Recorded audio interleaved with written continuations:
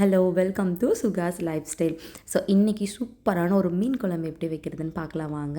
So அதுக்கு first நீங்கள் ஒரு 3/4 மூடி தேங்காய் எடுத்துக்கோங்க. அது கூட ஒரு கை சின்ன வெங்காயம், அது நான் 2ஆக கட் பண்ணி போட்டிருக்கேன். ப்ளஸ் நீங்கள் வந்து கொத்தமல்லி பொடி எடுத்துக்கோங்க. நான் ஒரு 2.5 ஸ்பூன் போட்டிருக்கேன். ப்ளஸ் ஒரு 2.5 ஸ்பூன் சில்லி பவுடர் போட்டுக்கோங்க. அது கூட நம்ம இன்னும் வந்து சீரகம் ஆட் பண்ண போகிறோம். ஓகே, நீங்கள் பார்த்தீங்கன்னா தெரியும் சீரகம் எல்லாமே நான் வந்து கை அளவுக்கு தான் போடுறேன். ஸோ உங்களுக்கு ஸ்பூனில் பார்த்தீங்க அப்படின்னா ஒரு ஸ்பூன் வரும். ஸோ ஒரு ஸ்பூன் வந்து நீங்கள் சீரகம் போட்டுக்கோங்க. அது கூட கொஞ்சமாக தண்ணி ஆட் பண்ணிவிட்டு நல்லா கிரைண்ட் பண்ணி பேஸ்ட் கன்சிஸ்டன்சிக்கு நீங்கள் எடுத்துக்கணும். இப்போ என்ன பண்ண போகிறேன்னா, இதை ஃபுல்லாகவே நான் மண் சட்டியில் தான் வைக்க போகிறேன். ஆக்சுவலாக மீன் குழம்பு மண் சட்டியில் வச்சிங்கன்னா செம்ம டேஸ்ட்டாக இருக்கும். இந்த மேக்ஸிமம் மீன் குழம்பு இல்லை நான்வெஜ் எது ட்ரை பண்ணுறேன்னா இருந்தாலுமே நான் இந்த மண் சட்டி தான் யூஸ் பண்ணுவேன். ரொம்ப நல்லாயிருக்கும். ஸோ நீங்கள் இந்த மாதிரி ட்ரை பண்ணி பாருங்கள். ஸோ இது எல்லாமே குழம்பு கூட்டி வைக்கிறதுன்னு தானே சொல்லுவாங்க. ஸோ அந்த மெத்தடில் தான் நான் பண்ண போகிறேன். ஆக்சுவலாக இதுவுமே எங்கள் ஊர் சைடு இந்த மாதிரி பண்ண மாட்டாங்க. பட் நானும் நிறையா யூடியூபெல்லாம் ரெஃபர் பண்ணி சரி இந்த மாதிரி பண்ணால் நல்லாயிருக்கும் நான் ட்ரை பண்ணியிருக்கேன். சூப்பராக வந்துச்சு. நீங்களும் ட்ரை பண்ணி பாருங்கள். ஸோ அந்த மிக்ஸை நம்ம கிரைண்ட் பண்ணி வச்ச அந்த பேஸ்ட் உள்ள போட்டுட்டு ஓரளவுக்கு தண்ணி ஊற்றிட்டு நான் வந்து புளி எடுத்து வச்சுருந்தேன். அந்த லெமன் சைஸ் புளி தான். அதை போட்டுட்டு நல்லா மிக்ஸ் பண்ணி விட்டுக்கோங்க. உங்களுக்கு வந்து குழம்பு எவ்வளோ கன்சிஸ்டன்சி உங்களுக்கு எந்த மாதிரி இருக்கணுமோ நீங்கள் அந்த மாதிரி நீங்கள் பண்ணிங்கனாவே ஓகே தான். ஸோ இது எக்ஸாக்டாக இதே இதில் வரணுன்ட்டுலாம் இல்லை. ஸோ நான் என்ன பண்ணிட்டேன், இதை ஃபுல்லாக மிக்ஸ் பண்ணிகிட்ருக்கேன் இப்போது. ஓகே, நான் அந்த பவுடர் கிரைண்ட் பண்ணதையும் போட்டுட்டேன்.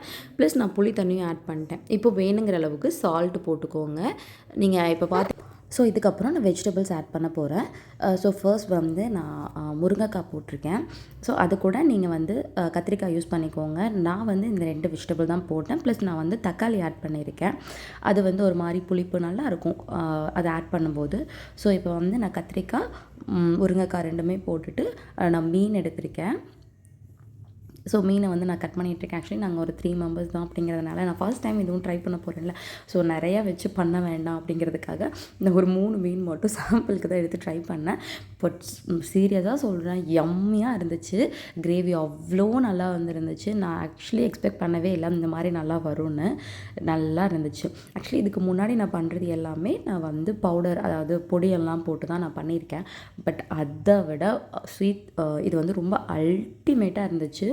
ஸோ இது எல்லாமே போட்டுட்டு நல்லா மிக்ஸ் பண்ணிவிட்டு டொமேட்டோ வந்து ஆட் பண்ணுறேன். தக்காளி வந்து ரொம்ப குட்டி குட்டியெல்லாம் சாப் பண்ண வேண்டாம். ஏன்னா எப்படியும் நம்ம குழம்புல கொதிக்க போகுது. அதனால் ஒரு 4ஆக போட்டிங்கனாவே ரொம்ப நல்லாயிருக்கும். அது வந்து பாதி வெந்து வேகாமல் அது ஒரு மாதிரி ஒரு டேஸ்ட் ரொம்ப நல்லாயிருக்கும். ஸோ அதை வந்து நீங்கள் போட்டுக்கோங்க, தக்காளி போட்டுக்கோங்க. ஸோ போட்டுட்டு நல்லா அதை கலக்கி விட்டுட்டு நீங்கள் இதை வந்து லிட் போட்டு மூடி வச்சுருங்க.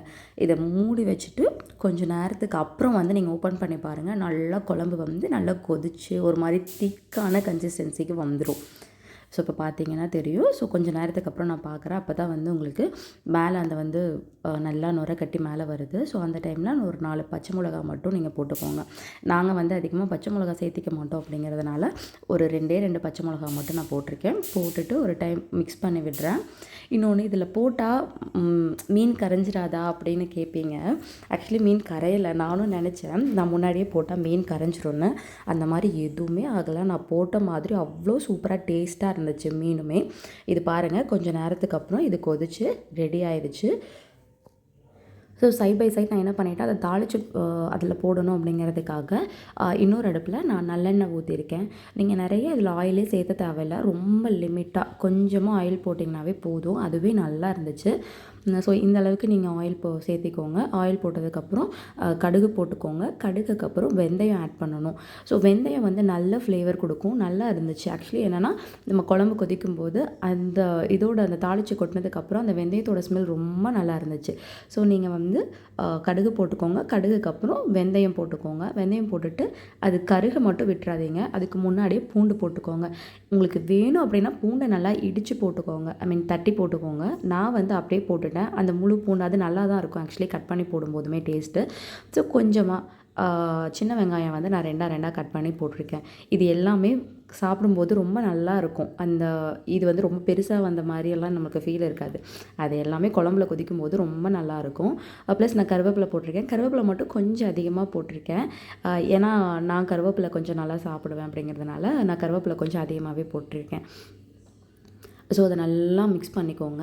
நல்லா பண்ணி முடித்ததுக்கப்புறம் இதை எடுத்து நீங்கள் அந்த குழம்பு கொதிக்குதில்ல, ஸோ அது கூட மிக்ஸ் பண்ணணும். நீங்கள் பாருங்கள் எந்த அளவுக்கு வந்து இது வந்து ரொம்ப வந்து என்ன ஆகக்கூடாதுன்னா கருக வேண்டாம். அதுக்காக ரொம்ப ராவாகவும் இருக்கக்கூடாது. கொஞ்சம் மீடியமாக ஒரு மாதிரி ப்ரௌன் கலரில் ஆனதுமே நீங்கள் எடுத்துக்கலாம். ஸோ அப்போ தான் வந்து அந்த ஃப்ளேவர் வந்து நல்லா குழம்புல இறங்கும். நீங்கள் பார்த்தீங்கன்னாவே தெரியும். பாருங்கள், நான் உங்களுக்கு எடுத்து காட்டுறேன் அது எந்த அளவுக்கு வந்திருக்குன்னு. ரொம்ப ராவாக இல்லை, ரொம்ப கருகவும் இல்லை, ஒரு மாதிரி மீடியமாக இருக்குது. இப்போ நான் வந்து குழம்பு அங்கே ஓப்பன் பண்ணி பார்க்குறேன். அது நல்லா கொதித்து கரெக்டான கன்சிஸ்டன்சி வந்துருச்சு. இன்னொன்று, நான் அடுப்பை கொஞ்சம் நேரத்துக்கு முன்னாடியே சிம்மில் வச்சுட்டேன். நான் உங்களுக்கு அந்த கிளிப்பு காட்டல. ஸோ இப்போ பாருங்கள், அது முடித்ததுக்கப்புறம் அது தாளிச்சிட்டு இதில் ஆட் பண்ணுறேன். ஸோ ஆட் பண்ணிட்டீங்கன்னா கொஞ்சம் நல்லா மிக்ஸ் பண்ணி விட்டுட்டு குழம்பு பாருங்கள். உங்களுக்கு அந்த கன்சிஸ்டன்சி ஓகே, அது நல்லா இருக்குது அப்படின்னா நீங்கள் அதிலேயே எடுத்துக்கலாம். நான் இப்போ பாருங்கள் உங்களுக்கு எடுத்து காட்டுறேன். இது நல்லா மிக்ஸ் பண்ணிவிட்டு இப்படி தான் இருந்துச்சு குழம்பு. ரொம்ப யம்மியாக நல்லா இருந்துச்சு. காய் எல்லாமே கரெக்டாக வெந்திருந்துச்சு. ப்ளஸ் மீனுமே வந்து ரொம்ப நல்லா இருந்துச்சு. கரையவே இல்லை. மீன் ரொம்ப நல்லா இருந்துச்சு, டேஸ்ட்டாக இருந்துச்சு. ஸோ இந்த மாதிரி நீங்களும் ட்ரை பண்ணி பாருங்கள். ஸோ இந்த மாதிரி வீடியோஸ் உங்களுக்கு வேணும் அப்படின்னா ப்ளீஸ் கமெண்ட்.